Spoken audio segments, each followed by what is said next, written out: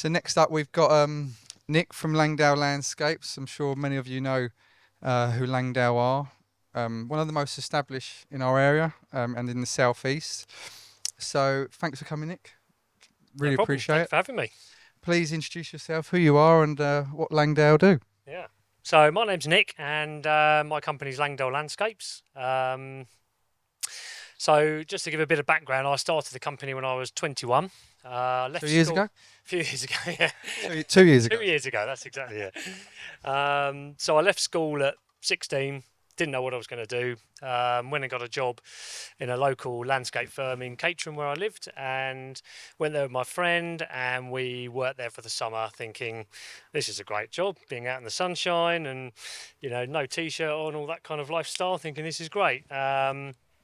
And then my boss asked me if I wanted to go and do what was then a YTS scheme, which sort of preempts the apprenticeships that we have nowadays.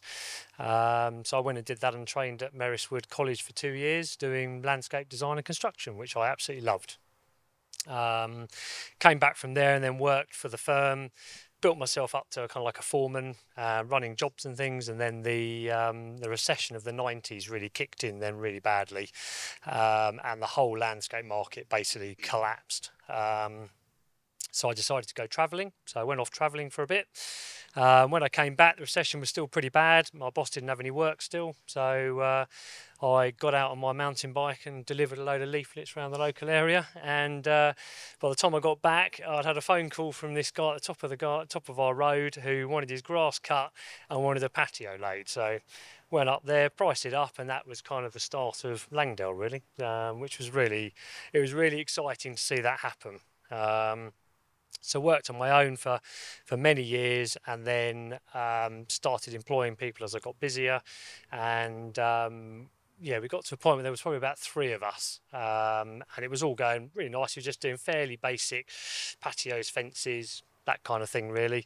And then I got a call from a friend of mine who was doing a job with Dermot Gavin, doing home front in the garden, and that was our big moment really, where he needed a bit of manpower just to try and finish this garden they were doing up near Oxford. So we down tooled and we went up and built this garden with Dermot, and we got on really well with him, and we ended up building a whole series with him, which completely opened my eyes to kind of landscaping and what was possible. Realizing that with a bit of thought and imagination and real pushing clients, you could actually get them to do far more than what they initially wanted to do.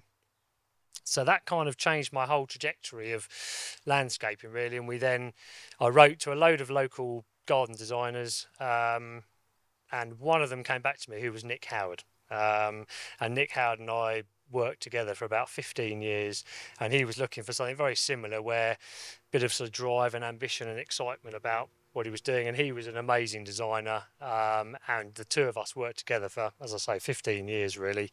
And off the back of that, the gardens got bigger and bigger, and we employed more and more staff, and it sort of grew from there really, which was very exciting. Then we've worked with Karen as well. Then moving forwards, and a few other designers all around the local area. So we do use a lot of freelance design back then. And then about 5 years ago, we decided to go more in-house, just because we felt the needs of the business needed a much more reactive sort of design thing, really.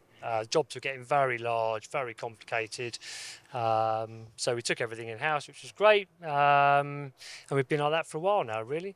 We still do a lot of work with freelance designers as well moving forward, but about 7 years ago, the business had grown to such a size where I then couldn't run it on my own, and that was kind of where it got quite tricky, where basically, as the other guys were just sort of referring to, is that if you're running a business, trying to do the accounts, get the work, all that kind of stuff, it's incredibly hard to do on your own. So I then engaged a business coach to help me sort of grow the business side of things, really. And that was a real game changer again, was to think about the structure of the office and how you would delegate work within the office. And we soon very quickly found that we ended up with 4 people in the office doing what I was doing on my own, which was a massive change. And you found that rather than doing everything really badly, you were doing one thing really well and the other people were doing their jobs really well, and again the business then grew from that point as well, which was really good to see. It's really nice. And yeah, and the business has kind of settled down now to a point where we've got 25 staff now, and we're pretty settled to where we are really. Um, so I think, yeah, that's kind of where we're at the moment, really. From start to finish, I love it. You Well, it sounds like that catalyst for like your sort of growth parts was, sending letters to Nick Howard and sort Yeah. of getting your foot in the door with him, and then getting it to another stage where you thought, blimey, I can't be doing all this on my own. So you found a business coach that probably opened your eyes up even further to what you was doing. Yeah. So that allowed you to keep evaluating and keep Yeah. growing by the sounds of it. Yeah, and I think it's. I'm a landscaper. Running a company is something that was very alien to me. Really, so I've had to learn an awful lot. We all know how to quote for things, how to price for things, but actually structuring a management system in a company is a very different skill set, and you do need somebody to help guide you with that. Really, You need a JB in your team. you do. Yeah. He's run off. Where's he gone? And how do you think, because obviously all your projects are incredibly premium and beautiful and high end, how have you got to that place where you're able to keep that consistent premium result? I think it's probably that's down to I never say no to anything really, and I think I always think something can be done, and that's probably sometimes detrimental. And I know some of the guys in the office tear their hair out a bit sometimes when my main thing is, we can do that, which always works well. You like a challenge. Sometimes it's challenging, but in the end we always do. But I think it's always, again, it just goes back to pushing the boundaries all the time, trying to come up with bigger and better things really, which is what I enjoy, and that's the bit that excites me. So Yeah, and I know you talk on your website a lot about your employees all being employees, and you don't outsource. And can you tell us about how that's structured? I think, do you put them into teams?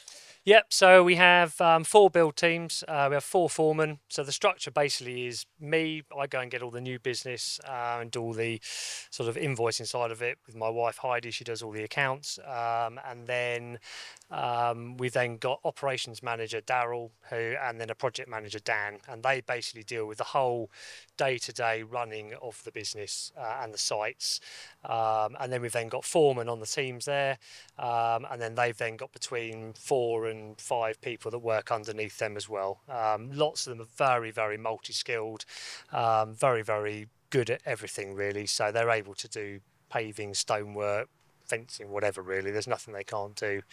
And a lot of my foremen joined me as sort of labourers and skilled labourers, and we've trained them up through the business. So my oldest employee is 24 years. He's been with me now, Dan, and he was my first labourer when I was on site, and he's now one of my site foremen. So, and then, the other one, Marcus, he's been with us for 16, 17 years now. So, I mean, we tend to, people come to us and grow with the company and then move into senior positions.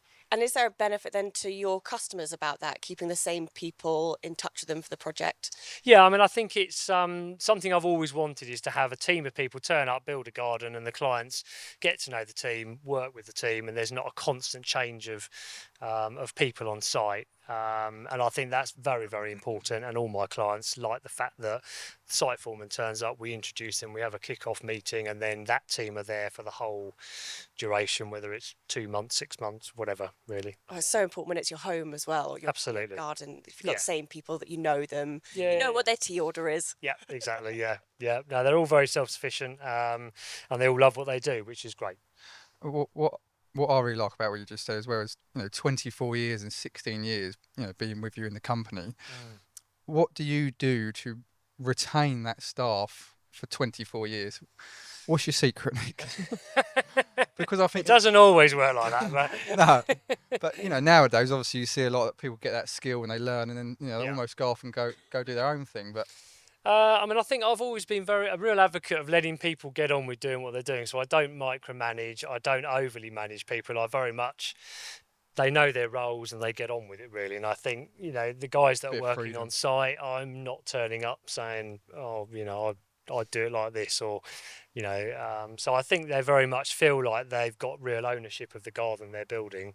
We do a lot of photography of the gardens we do. We enter them in for awards as well, and if a job does well at an awards, then the guys are all part of that, and they share that. So and obviously we've done Chelsea Flower Show as well. So teams go up and build the gardens there, which again, massive team building stuff, yeah, isn't it? they love it, and they feel like they're not just grinding out gardens all day long. They feel like they're actually part of something, which I think is very important. Bit of recognition. So Yeah. with the awards then, do you find that actually they're quite a useful marketing tool for you with winning new business? Probably not so. I mean, I think Chelsea probably does. I mean, things like APL awards and stuff, I see those much more for team recognition of that and also it makes them strive to build things really well, because I'll say, wow, this is looking amazing. I think we could put this in for an award. So I think it means they focuses them more. I think Chelsea's a really good thing. A lot of our clients love the fact we've done Chelsea. They like to tell their friends that we've done Chelsea, but I mean, it's more of them showing off than anything else, really. So, So how have your sort of marketing strategies evolved over the years? oh crikey! I mean, obviously it's gone massively digital these days, which was a real learning curve. I mean, back in the old days, you used to have to put an advert into Yellow Pages, and it was there all year. So you had to, whatever you did was there. Whereas One now phone call. Yeah. Whereas now it's a far more evolving thing. Now I think you've got to be much more. I mean, social media has been brilliant. I mean, Instagram was great. That when that first came along, we got a few jobs through Instagram, which I found very strange, because I just couldn't really work Is this a out scam? why.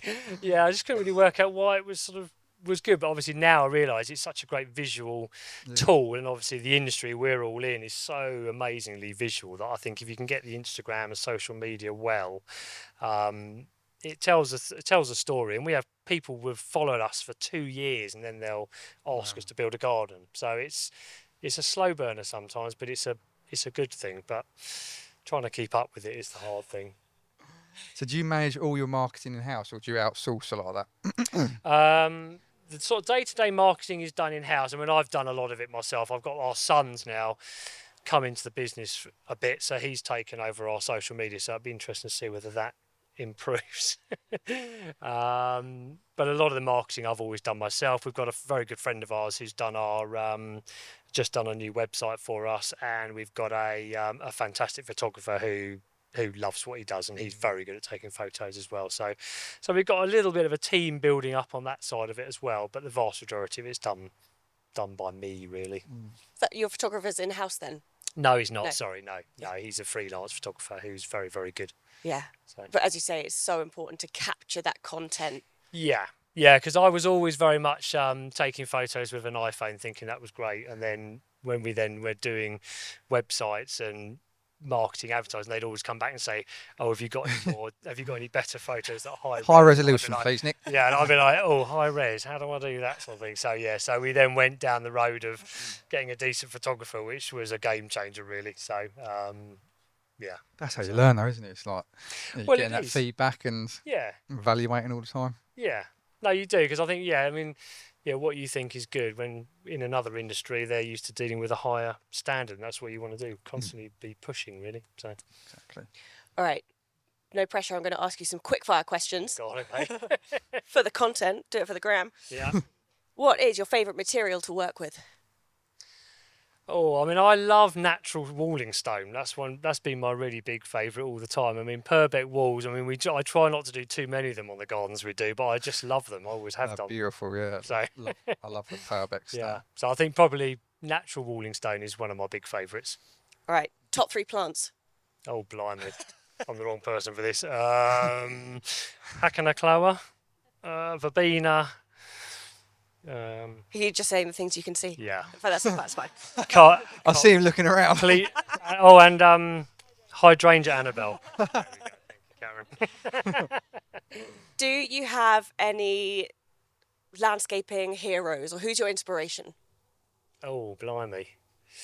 I mean, Dermot Gavin, I think, is someone I will always have a fond memory of, just because he was someone who really sort of transformed my view of my outlook, really. And I think he's always been someone that's always still pushing stuff to the boundary. I mean, he sometimes goes a bit far, I think, but I think he's a great guy, and we spent an amazing year working with him. It was fantastic fun.